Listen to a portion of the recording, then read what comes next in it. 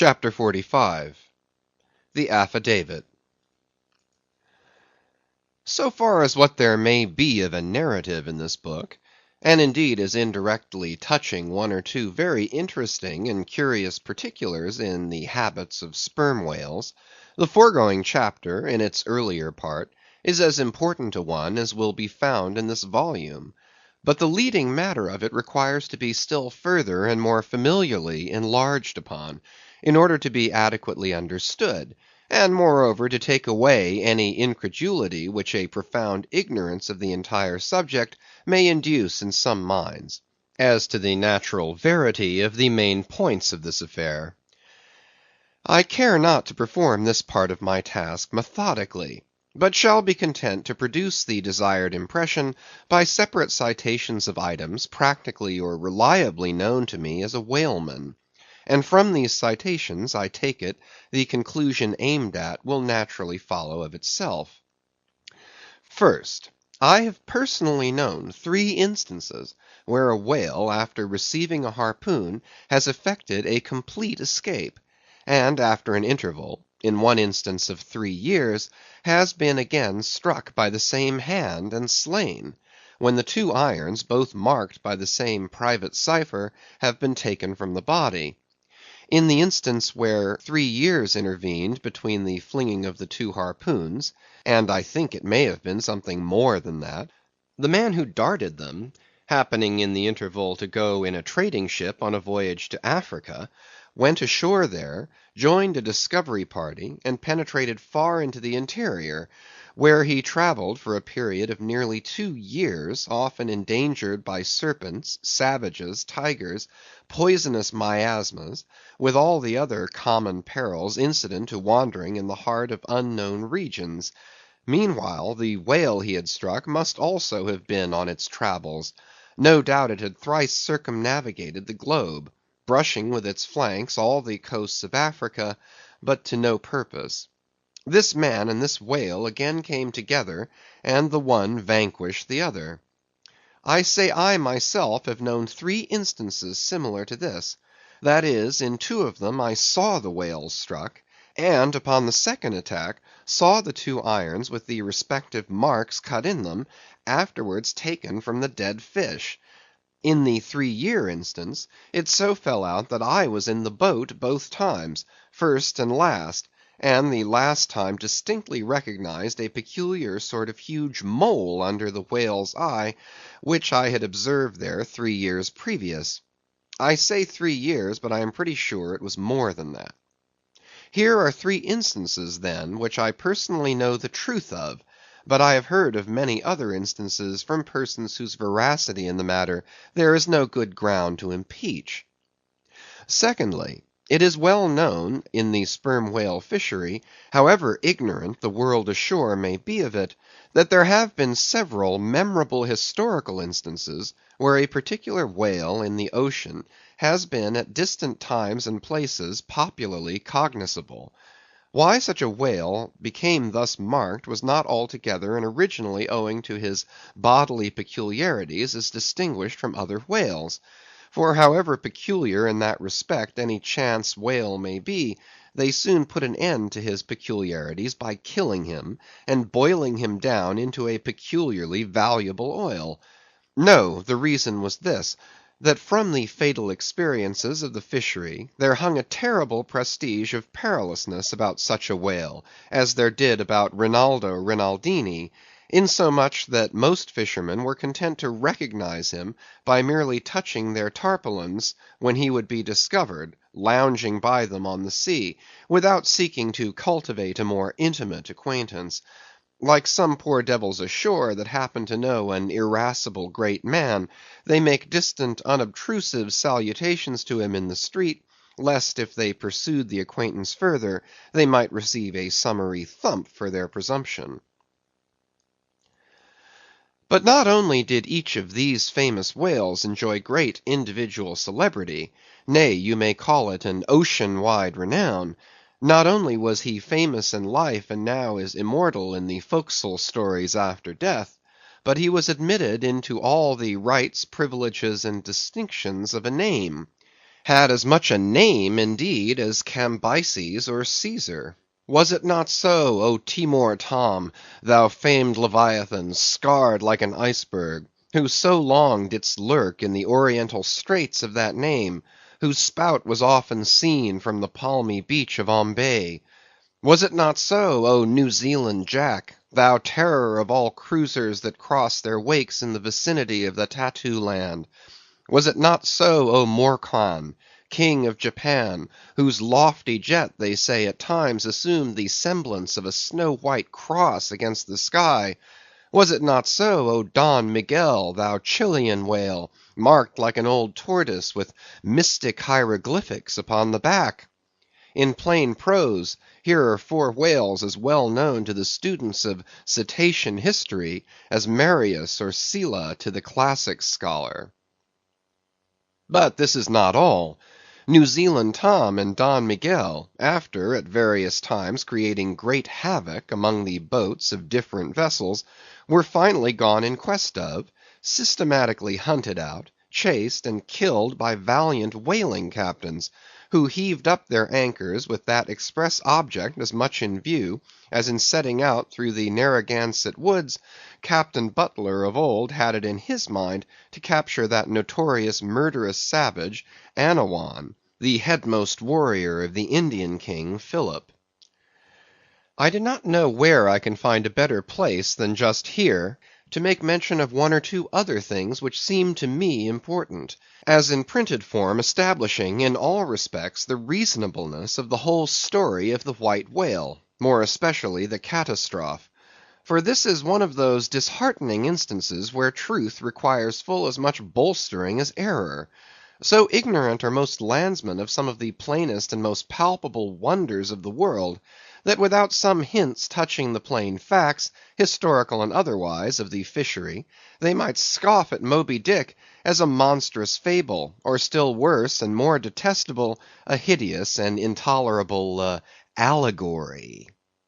First, though most men have some vague flitting ideas of the general perils of the grand fishery, yet they have nothing like a fixed vivid conception of those perils, and the frequency with which they recur. One reason, perhaps, is that not 1 in 50 of the actual disasters and deaths by casualties in the fishery ever finds a public record at home, however transient and immediately forgotten that record. Do you suppose that that poor fellow there, who this moment perhaps caught by the whale line off the coast of New Guinea, is being carried to the bottom of the sea by the sounding Leviathan, do you suppose that that poor fellow's name will appear in the newspaper obituary you will read to-morrow at your breakfast? No, because the mails are very irregular between here and New Guinea. In fact, did you ever hear what might be called regular news, direct or indirect, from New Guinea? Yet I tell you that upon one particular voyage which I made to the Pacific, among many others, we spoke 30 different ships, every one of which had a death by a whale, some of them more than one, and 3 that had each lost a boat's crew. For God's sake, be economical with your lamps and candles. Not a gallon you burn, but at least 1 drop of a man's blood was spilled for it.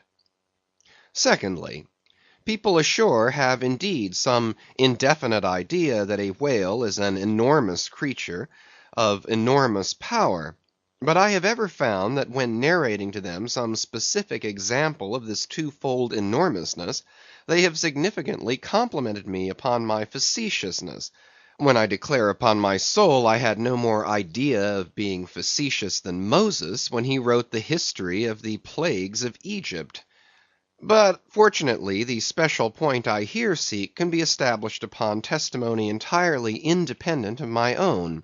The point is this: the sperm whale is in some cases sufficiently powerful, knowing, and judiciously malicious, as with direct aforethought, to stave in, utterly destroy, and sink a large ship.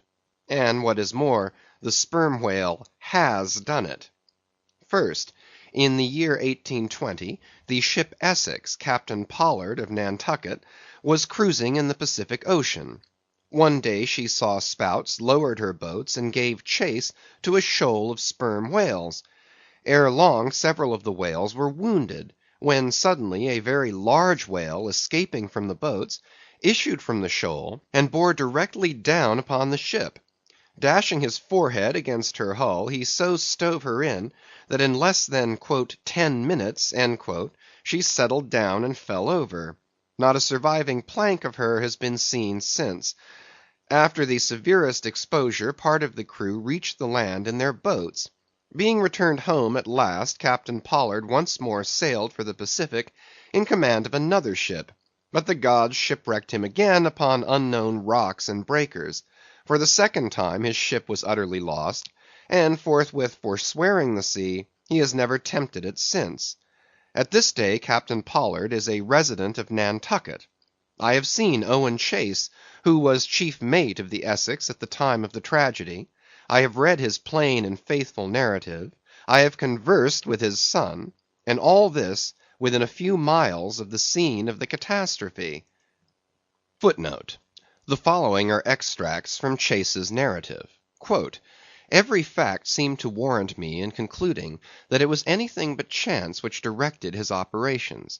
He made too several attacks upon the ship, at a short interval between them, both of which, according to their direction, were calculated to do us the most injury, by being made ahead, and thereby combining the speed of the two objects for the shock; to effect which, the exact manoeuvres which he made were necessary. His aspect was most horrible, and such as indicated resentment and fury. He came directly from the shoal which we had just before entered, and in which we had struck 3 of his companions, as if fired with revenge for their sufferings." Again, "At all events, the whole circumstances taken together, all happening before my own eyes, and producing at the time impressions in my mind of decided calculating mischief on the part of the whale, many of which impressions I cannot now recall, induce me to be satisfied that I am correct in my opinion." Here are his reflections some time after quitting the ship, during a black night in an open boat, when almost despairing of reaching any hospitable shore. "The dark ocean and swelling waters were nothing; the fears of being swallowed up by some dreadful tempest, or dashed upon hidden rocks, with all the other ordinary subjects of fearful contemplation, seemed scarcely entitled to a moment's thought.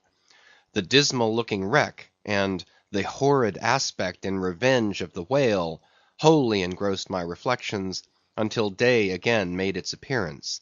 In another place (page 45), he speaks of "the mysterious and mortal attack of the animal."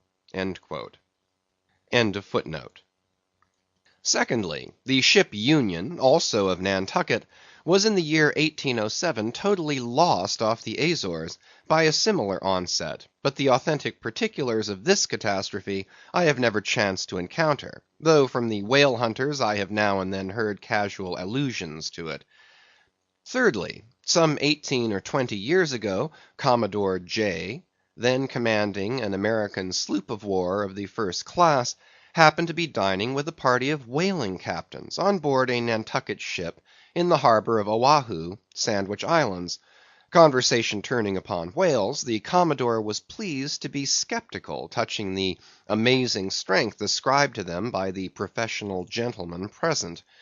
He peremptorily denied, for example, that any whale could so smite his stout sloop of war as to cause her to leak so much as a thimbleful. Very good; but there is more coming.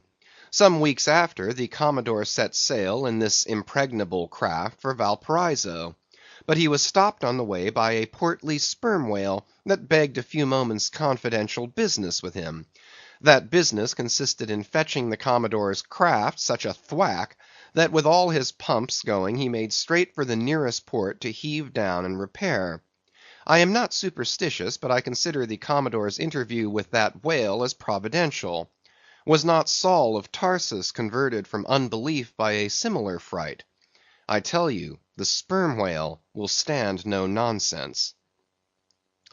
I will now refer you to Langsdorff's Voyages for a little circumstance in point, peculiarly interesting to the writer hereof.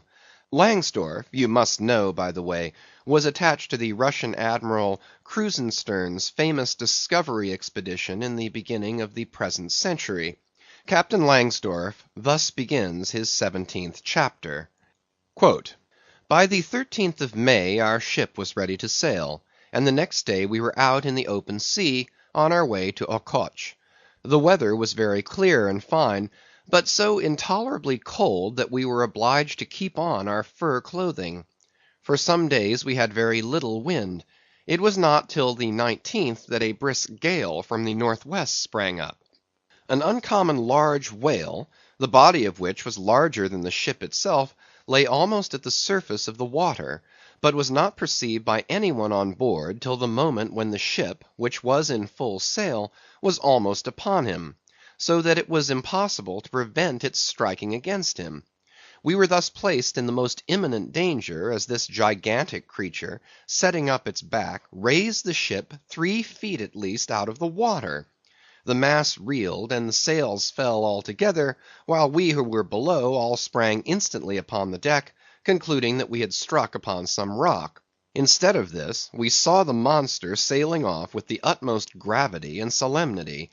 Captain De Wolf applied immediately to the pumps to examine whether or not the vessel had received any damage from the shock, but we found that, very happily, it had escaped entirely uninjured." Now the Captain De Wolf here alluded to as commanding the ship in question is a New Englander, who, after a long life of unusual adventures as a sea captain, this day resides in the village of Dorchester, near Boston. I have the honor of being a nephew of his. I have particularly questioned him concerning this passage in Langsdorff. He substantiates every word. The ship, however, was by no means a large one, a Russian craft built on the Siberian coast, and purchased by my uncle after bartering away the vessel in which he sailed from home. In that up and down manly book of old fashioned adventure, so full too of honest wonders, the voyage of Lionel Wafer, one of ancient Dampier's old chums, I found a little matter set down so like that just quoted from Langsdorff, that I cannot forbear inserting it here for a corroborative example, if such be needed. Lionel, it seems, was on his way to John Ferdinando, as he calls the modern Juan Fernandez. "In our way thither," he says, "about 4 o'clock in the morning, when we were about 150 leagues from the main of America, our ship felt a terrible shock, which put our men in such consternation that they could hardly tell where they were or what to think, but every one began to prepare for death. And indeed the shock was so sudden and violent that we took it for granted the ship had struck against a rock. But when the amazement was a little over, we cast the lead and sounded, but found no ground. The suddenness of the shock made the guns leap in their carriages, and several of the men were shaken out of their hammocks. Captain Davis, who lay with his head on a gun, was thrown out of his cabin." Lionel then goes on to impute the shock to an earthquake, and seems to substantiate the imputation by stating that a great earthquake somewhere about that time did actually do great mischief along the Spanish land. But I should not much wonder if, in the darkness of that early hour of the morning, the shock was after all caused by an unseen whale vertically bumping the hull from beneath. I might proceed with several more examples, one way or another known to me, of the great power and malice at times of the sperm whale. In more than one instance he has been known not only to chase the assailing boats back to their ships, but to pursue the ship itself, and long withstand all the lances hurled at him from its decks. The English ship Pusey Hall can tell a story on that head. And as for his strength, let me say that there have been examples where the lines attached to a running sperm whale have, in a calm, been transferred to the ship and secured there, the whale towing her great hull through the water, as a horse walks off with a cart. Again, it is very often observed that if the sperm whale, once struck, is allowed time to rally, then he acts not so often with blind rage as with willful, deliberate designs of destruction to his pursuers. Nor is it without conveying some eloquent indication of his character, that upon being attacked he will frequently open his mouth and retain it in that dread expansion for several consecutive minutes. But I must be content with only one more and a concluding illustration, a remarkable and most significant one, by which you will not fail to see that not only is the most marvellous event in this book corroborated by plain facts of the present day, but that these marvels, like all marvels, are mere repetitions of the ages, so that for the millionth time we say Amen with Solomon, verily there is nothing new under the sun. In the 6th Christian century lived Procopius, a Christian magistrate of Constantinople, in the days when Justinian was emperor and Belisarius general. As many know, he wrote the history of his own times, a work every way of uncommon value. By the best authorities he has always been considered a most trustworthy and unexaggerating historian, except in some one or two particulars not at all affecting the matter presently to be mentioned. Now in this history of his, Procopius mentions that during the term of his prefecture at Constantinople, a great sea monster was captured in the neighboring Propontis, or Sea of Marmora, after having destroyed vessels at intervals in those waters for a period of more than 50 years. A fact thus set down in substantial history cannot easily be gainsaid, nor is there any reason that it should be.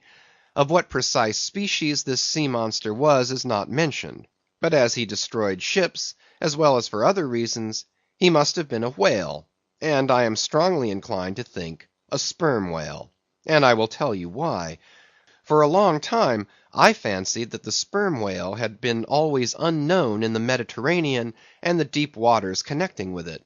Even now I am certain that those seas are not, and perhaps never can be, in the present constitution of things, a place for his habitual gregarious resort.